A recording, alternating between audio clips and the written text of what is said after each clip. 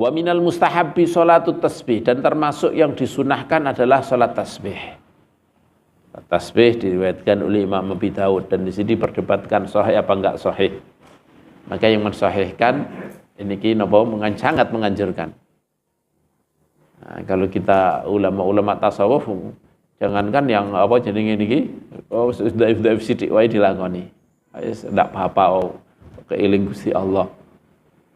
Niki miturut orang ahli tasawuf, apalagi sholat tasbih yang hadisnya niki mendekati sahih, masih diperdebatkan kesahihannya. Artinya orang yang mengatakan sahih atau yang tidak mengatakan sahih, apalagi yang seperti ini ki sing dhaif pokoke nek masuk dalam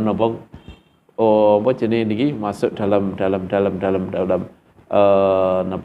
secara umum masuk dalam kebaikan, masuk dalam zikir, masuk dalam ini, maka mereka senang untuk melakukannya. Dan ini salat tasbih. Wa minat tasbih wa minas mustahabbi salat tasbih, termasuk yang disunahkan adalah salat tasbih. Wa hiya arba'u raka'atin. Salat tasbih itu berapa? Ini 4 rakaat. Wa qad waradatil akhbaru bi fadliha. Dan benar-benar telah datang hadis tentang keutamaannya salat tasbih. Wa anna man shallaha ghafarallahu lahu ma taqaddama min dzunubihi wa ma ta'akhkhar. Dan sesungguhnya orang yang melakukan salat tasbih ini ghafara, maka akan mengampuni Allahu lahu kepadanya ma taqaddama, apa yang sudah lewat min dzunubi dari dosa-dosanya, wa ma ta'akhkhar, dan yang akan datang, dosa-dosa yang akan datang. Wa qala sallallahu alaihi wasallam li ammihi Al-Abbas, Rasulullah sallallahu alaihi wasallam ngendika kepada pamannya Al-Abbas radhiyallahu taala anhu hina 'allamahu, ketika Rasulullah mengajarinya salat ini. Ngendika ini, shalliha fi kulli yaum, salatlah salat tasbih ini setiap hari, au fi kulli jum'ah, atau di setiap Jum'ah, yakni satu Jum'ah sekali, au fi kulli syahrin, atau setiap bulan sekali, au fi kulli sanatin, atau setiap setahun, au fil umuri marrah, atau umur sekali, satu umur. Al-hadis. Qala ba'dul ulama, hadis yang panjang. Ya Abbas, ya Ammah, ala u'dik, ala amnahuk, ala ahbuk, ala af'alu bika asyra khisal idza anta fa'alta dzalika ghafarallahu laka dzambak awwalahu wa akhirah, qatibahu wa haditha, khata'ahu wa amdah, saghirahu wa kabira ila akhirih. Qala ba'dul ulama, sebagian ulama berkata rahmatullahi alaihim, wa hadhihi shalah, dan salat ini mujarrabatun, ini mujarrab liqada'il hawaij al-muhimmah, untuk memenuhi kebutuhan hajat-hajat yang penting. Kita ini sering tidak dikabulkan sebuah hajat, sering kita kena sesuatu cobaan, itu karena dosa. Allah mengendaki kita sebenarnya mempunyai kedudukan tersendiri. Kita sebenarnya didudukkan di tempat yang khusus. Lah itu kalau amal kita tidak nyampe, maka diberilah cobaan oleh Allah Subhanahu wa taala. Diberi cobaan oleh Allah Subhanahu wa taala. Maka kalau cobaan atau kalau amal kita enggak nyampe karena punya dosa. Kemudian kalau kita sudah minta Allah untuk diampuni dosa tersebut, maka secara teori, secara diangen-angen pasti sudah tidak perlu cobaan lagi. Tidak perlu cobaan lagi. Ya.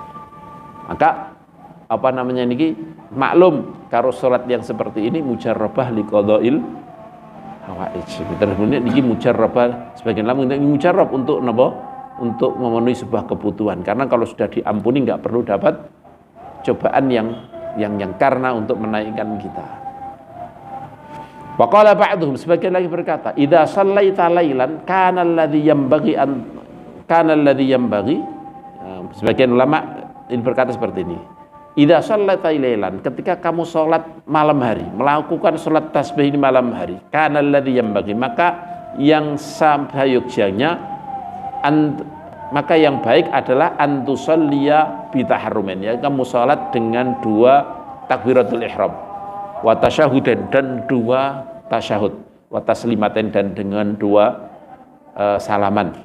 Jadi 2 rakaat salam, 2 rakaat salam. Raka'ataini ba'da raka'atain, 2 rakaat setelah 2 rakaat. Penjelasan lebih gamblangkan. Tapi wa in shallaita naharon, kalau kamu salat malam siang pada siang hari, fa bi taharrum min wahidin, maka dengan takbiratul ihram 1, wa tasyahudin wahidin dan tasyahud 1. Takbiratul ihram 1 dan tasyahud 1. Ini ada yang berkata seperti ini. Arba'a raka'atin, arba'a raka'atin, dengan sholat dengan 4 rakaat jumlatan wahidatan secara sejumlah 1, yakni 1 jumlatan kelan sak jumlah wahidatan, 1 jumlah wahidatan, yakni tanpa ada napa jenenge niki salam 2, tapi salam 1, bahkan tidak ada tasyahud yang pertama, tapi langsung tasyahud napa 1. Niki ada yang berpendapat seperti niki. Walah kaifiyatan, dan sholat tasbih ini ada 2 cara. Karena hadisnya napa nggih? Ana sing napa gak jelas. Maka di sini napa ulama berpendapat ada 2 pendapat, ada 2 napa cara. Walah kaifiyatan. Al-ula,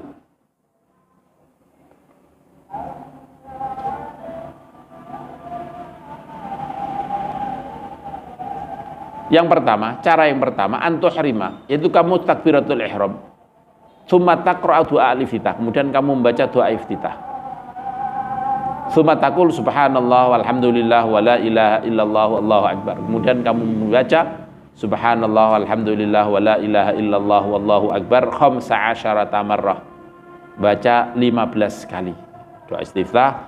Allahu akbar kabira, tak membaca yang lain, doa istiftah yang lain, napa subhanakallahumma bihamdik wa tabarakasmuk wa ta'ala jadduk wa taqaddasat asma'uk wa la ilaha ghairuk, atau doa istiftah yang kita hafal, alhamdulillah jenenge niki Allahu akbar kabira walhamdulillahi katsira wa subhanallahi bukratan wa asila. Setelah itu kemudian membaca subhanallah walhamdulillah wa la ilaha illallah Allahu akbar 15 kali.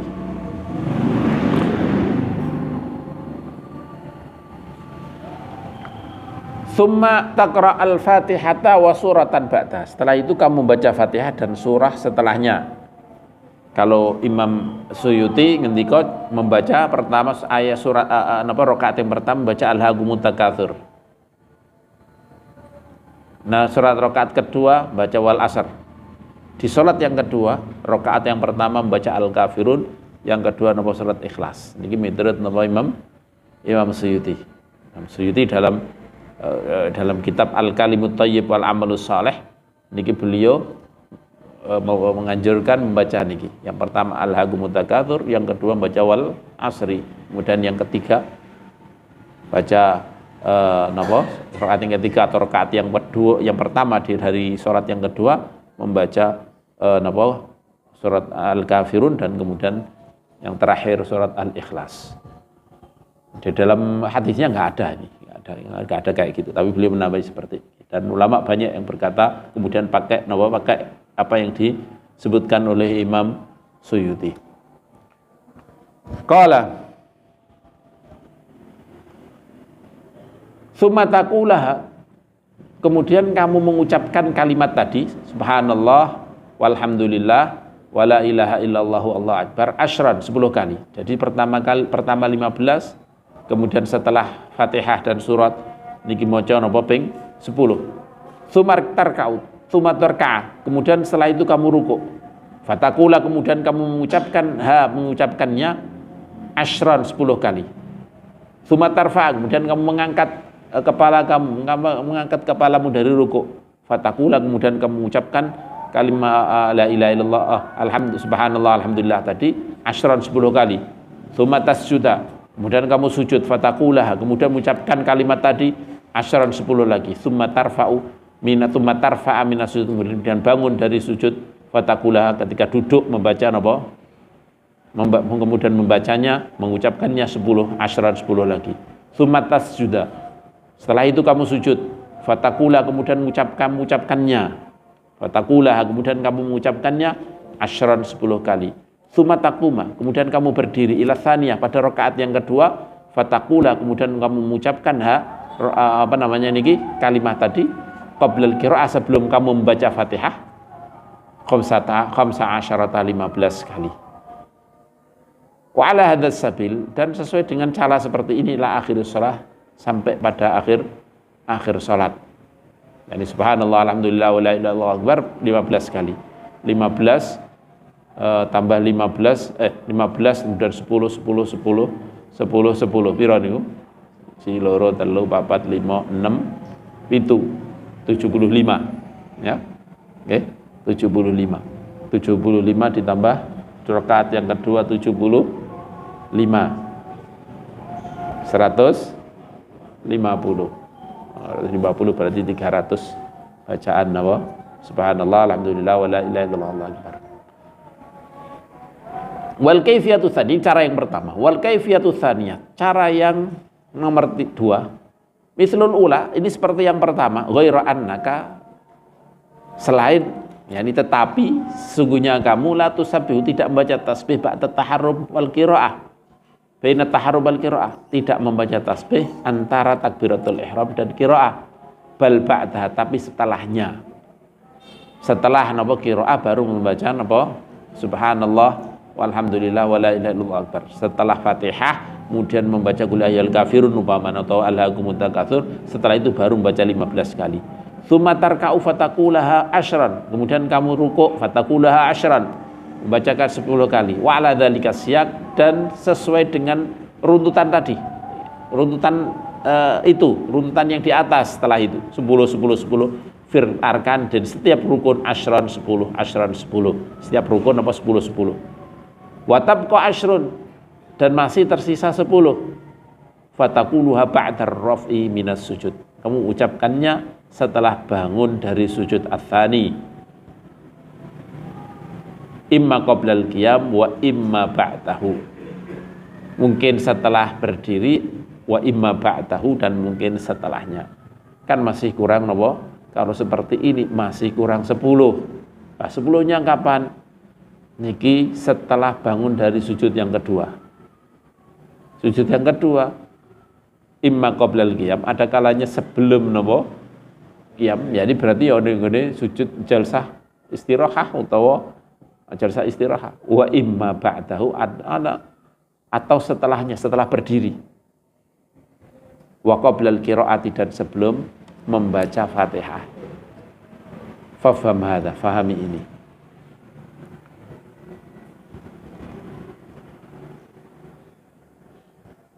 Fa fi kulli rakaatin, dan pada setiap rakaat khamsun wa sab'una, ada 75 tasbihah, wal jumlatu 300 fi arba'i rakaat, dan jumlah dan jumlahnya adalah 300, adalah 300 tasbih fi arba'i rakaat, pada dalam 4 rakaat.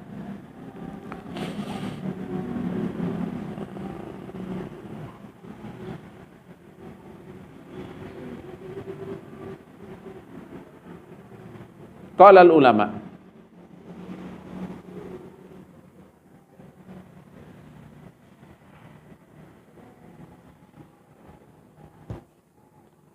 ulama berkata, wa ya'ti bi adzkarir ruku', dan dia mendatangi zikir-zikir ruku',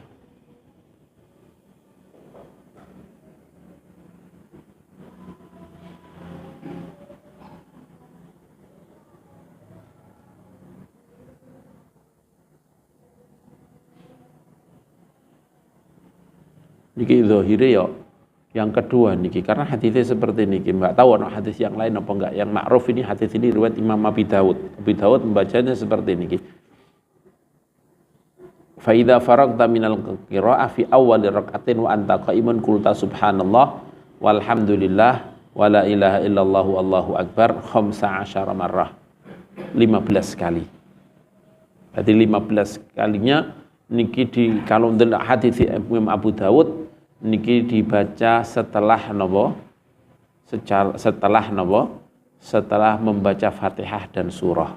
Niki Abu Dawud. Mungkin kaifiyah yang pertama mungkin ada riwayat yang lain selain Abi Dawud, saya tidak tahu. Tapi yang saya tahu niki nomor riwayat ini Imam Abi Dawud. Abi Dawud ketika 15 niki dibaca setelah apa? Setelah membaca Fatihah dan surah.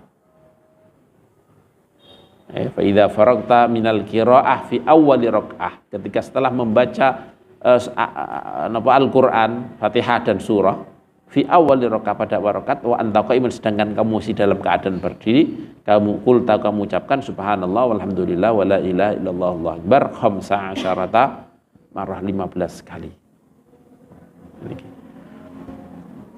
Dan dan ini di dalam hadisnya juga ketika sujud rakaat pertama, dari sujud sujud yang terakhir, kapan membaca? Kan masih kurang 10. Kapan membacanya? Beliau dalam hadisnya hanya ngendika ini, tsumma tarfa'u ra'sak, kemudian kamu mengangkat kepalamu minas sujud, fataquluha asyran, kemudian kamu mengucapkan 10 kali. Nah, ini makanya 10 kali ini kapan? Apakah dalam keadaan jalsah istirahah atau dalam keadaan berdiri sebelum, pokoknya setelah berdiri dari sujud, setelah bangun dari sujud, setelah mengangkat kepalamu. Mengangkat kepalamu mungkin waktu jalsah istirahah, mungkin waktu berdiri. Tapi jalsah istirahah kan tidak boleh lama-lama kalau menurut kita. Lah kan mau subhanallah alhamdulillah wala ilallah akbar 10 kali kan yo termasuk lama. Maka Allah cara yang lebih berdiri aja, berdiri.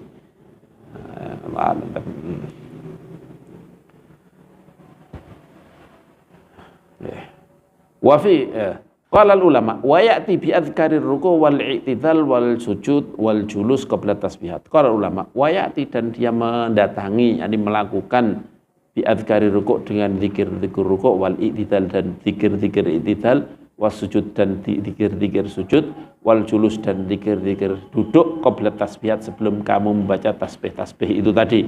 Sebelum membaca subhanallah alhamdulillah wala ilaha illallah akbar, tetap membaca zikir-zikir atau zikir-zikir yang biasa kayak subhana rabbiyal azim wa bihamdi tetap dibaca, subhana rabbiyal a'la wa bihamdi tetap dibaca, rabbana walakal hamdu tetap dibaca. Wa man nasiya tasbihat, barang siapa yang lupa membaca tasbih au ba'daha, atau lupa sebagiannya, fi ruknin dalam satu rukun, atabiha fil ladzi ba'dahu, maka dia melakukan ja fil ladzi dalam rukun ba'dahu. Berdiri lupa enggak baca 15 kali, oh berarti dalam rukuk ditambahi 15 tambah 10. Nah, berarti 25. Kalau dalam rukuk lupa ya waktu i'tidal. Nah, ini juga i'tidal itu juga rukun pendek sebenarnya kan kalau menurut Syafi'iyah. Tapi Imam Nawawi kalau di dalam Riyadhus Shalihin atau di dalam Syarah Muslim atau yang lain, saya membaca beliau mengatakan semua rukun itu tidak ada yang pendek. Karena melihat ada hadis-hadis yang menunjukkan i'tidal itu bukan rukun pendek. Tapi dalam kitab-kitab fikih beliau mengatakan ono rukun panjang, ono rukun pendek. Tapi ketika beliau jadi ini membahas tentang hadis, beliau mencarai hadis, mengomentari hadis, maka beliau itu condong untuk mengatakan bahwa di dalam sholat itu tidak ada rukun pendek, yang ada rukun panjang semuanya.